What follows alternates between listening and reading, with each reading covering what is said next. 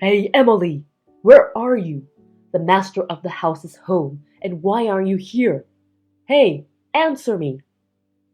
Sorry I couldn't reply you sooner. Where are you? I'm at my parents' house. Huh? I told you last night, didn't I? My dad strained his back, and my mom asked me to help out until my sister comes back. I'm going to be here for a few days. It's just a strained back, right? Um, Besides, he should be fine since your mom's there.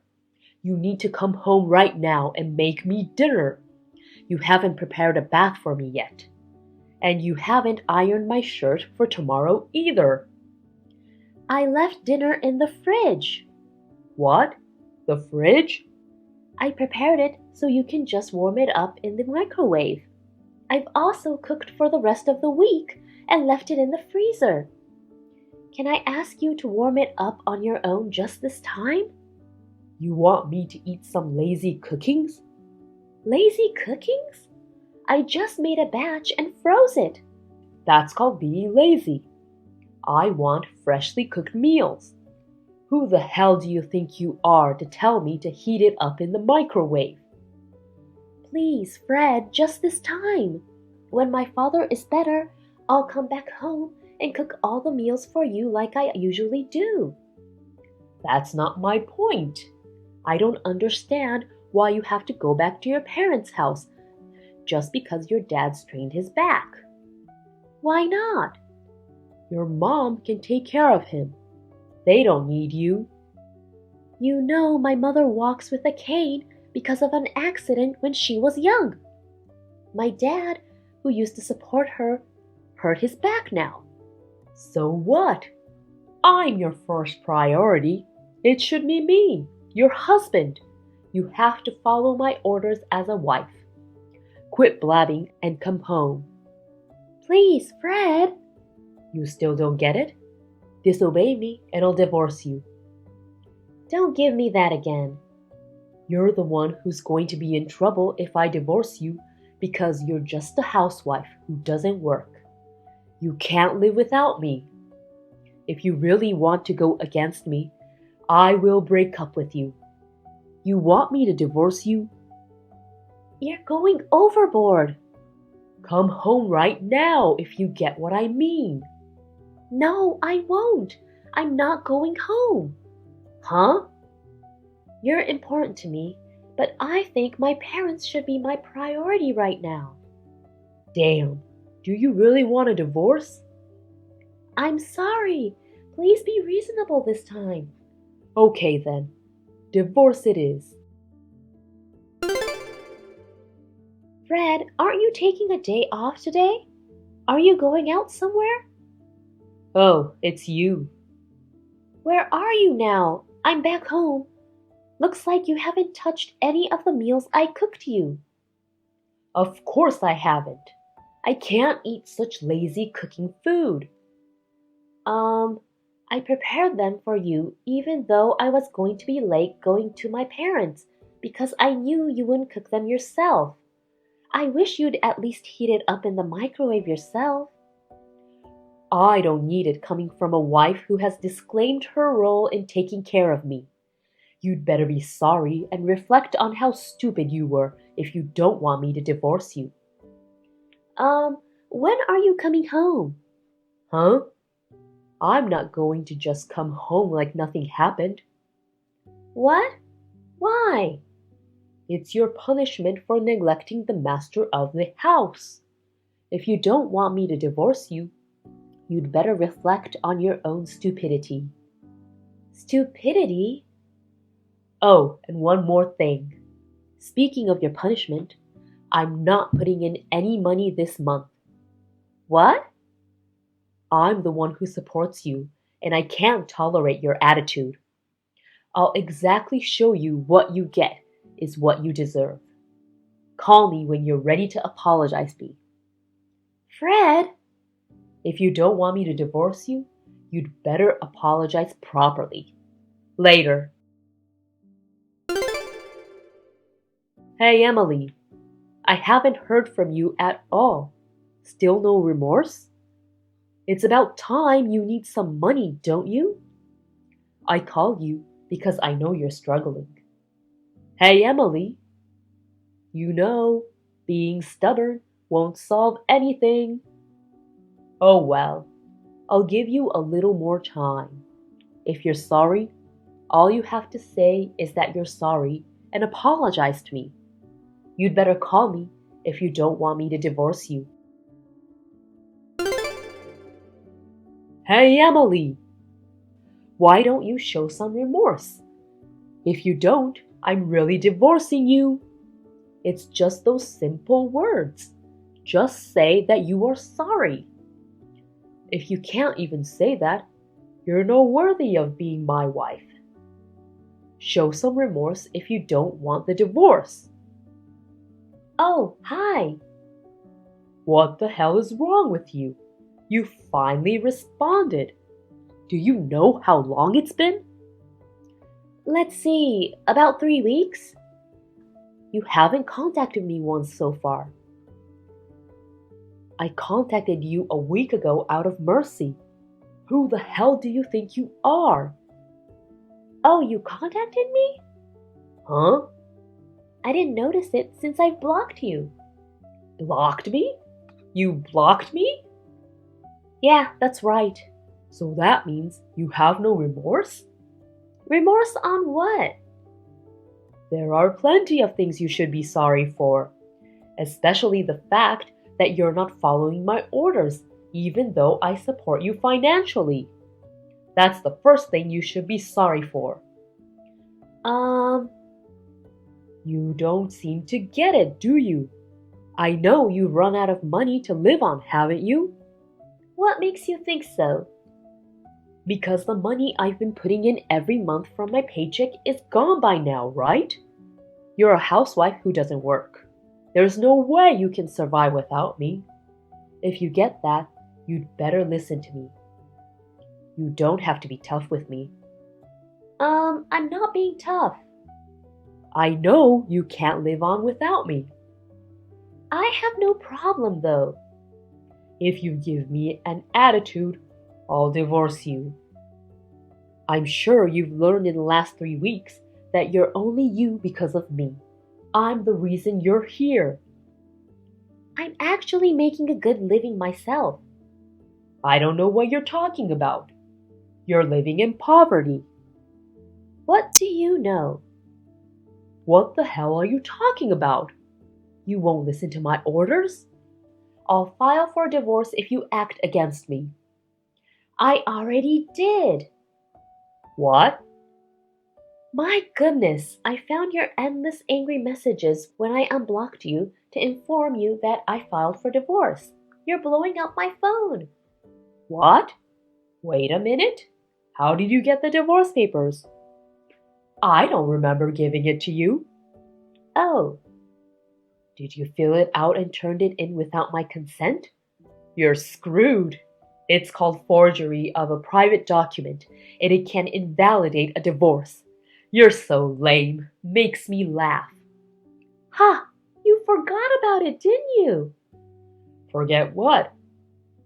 You kept the divorce papers that's been filled out in the safety box. What? You bought a little safety box when we got married. Oh, that safety box? Yep, the one you work with the dial to open it. You once told me that if I disobeyed you, you'd get a divorce. You filled out a divorce paper with our names on it and threw it in the safe with a big smirk. But from the looks of it, you didn't remember that I also had an access to the safe. Wait a minute. We originally bought it for both of us to use it. It's only natural that I would know how to open it too, right? Seriously? I didn't think you'd leave the divorce papers behind. I had to take a close look at it when I opened the safe. But the fact that you repeatedly mentioned the divorce, I figured that you actually wanted me to turn it in. So I submitted it to the city office yesterday. What? Wait a minute. Sorry I didn't receive your message sooner. You should be happy. We're no longer a family. No, wait! You didn't want to divorce me, did you? Why? If you divorce me, you won't be able to make a living. I wasn't relying on your salary to begin with. Huh? I did put money into our account every month. You were able to focus on taking care of me as a housewife because I gave you the opportunity. You were obliged to thank me and follow my orders. There's no way we can cover the living expenses for 2 people with just $300 a month. Huh? Think about it. Rent, parking, utilities, food, and so on. The rent alone already exceeds $400. You don't even need a brain to know that $300 is not enough. You can't even do simple addition and subtraction. Maybe you might need to go back to elementary school. Huh? Well then, how have you been making ends meet? You don't even work, and how can you afford to put in some money? I had a side job that I've been doing since I was single. A side job? When I was working for the company, it was just to make some extra money. After we got married, when you only put in a ridiculous amount of money a month, I decided I had to do something about it. So I increased the amount of my work and started to make a little bit more. I've been adding it to make the ends meet for our living. You never told me that.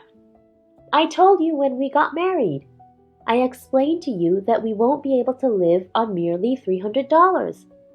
But you told me that it was up to me to work it. You then slapped me when I insisted. You had a smirk on your face and told me that I should try earning it myself if I insist so much. So I did. The side job has now become my real job. I'm now able to support myself for a month. You kidding me? Anyways, it doesn't affect me so much that we're divorced. In fact, it saves me a lot of money that I don't have to spend on you. And most importantly, I don't have to deal with you being so unreasonable anymore. It's actually great. I'm getting more work, and everything is going well. You know what? What? If that's the case, shall we get back together? Why? I'll be more equal with you from now on. What's with your attitude? You're not superior to me. You can be with me again. What's not good about it? Didn't I just tell you that I feel great that I'm no longer with you? Meaning, I'm better off without you. But, it's kind of lonely for a 30-year-old woman living alone, isn't it?